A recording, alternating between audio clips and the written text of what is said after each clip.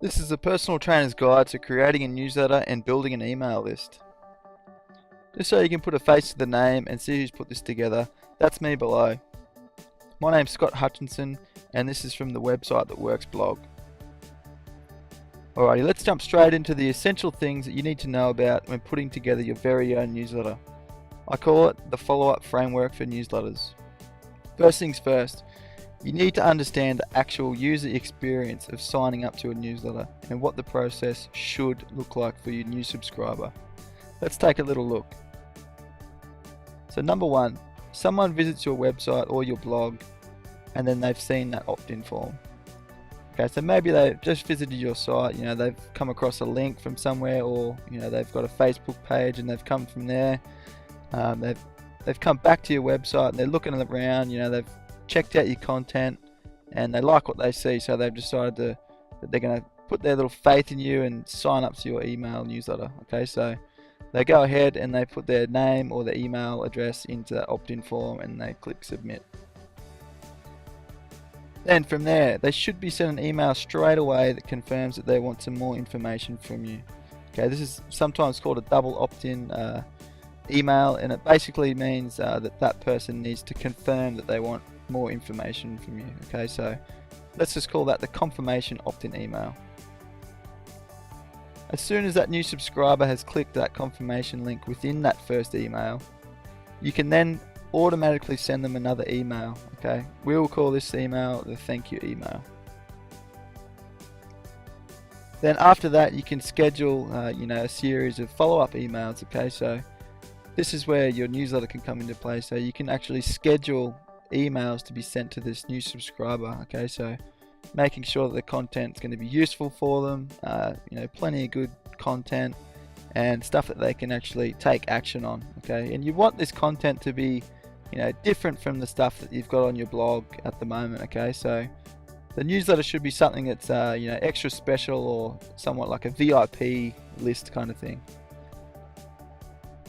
And then from there, the process just continues on like that. Okay, so you can keep sending follow-up emails to these people, okay, as part of your newsletter. So you can schedule as many of these follow-up emails as you wish. Okay, so once again, you want to use that email to share something that's going to be very useful for that person. Okay, so they've come to your site and they expect good content and quality information. Okay, and that's your job to make sure that your email newsletter is useful for them. Okay, so it's not something that they want to skip over in their inbox. You want something that's going to be that they actually look forward to each time.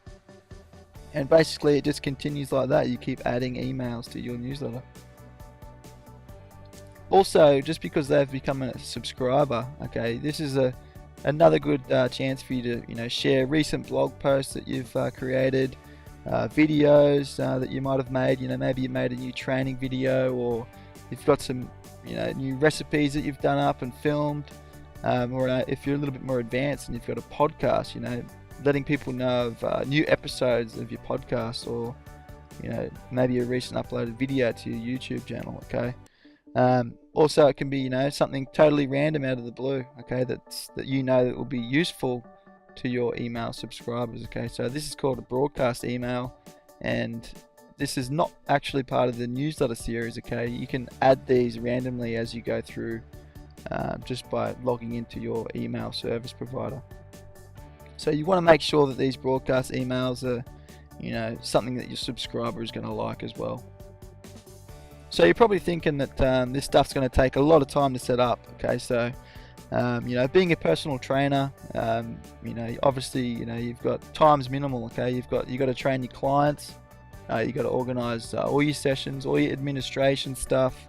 Then there's time for your own training as well, and your meal preparation. Okay, so putting aside some time to get a really solid foundation for your newsletter it's going to be a very, very valuable asset for you in the long run. Okay, and it really makes your blog a go-to place for content and information.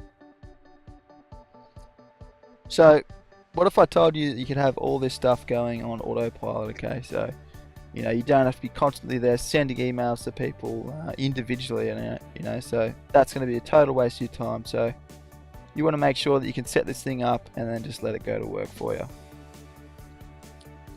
So you're probably wondering how you're going to set all this stuff up.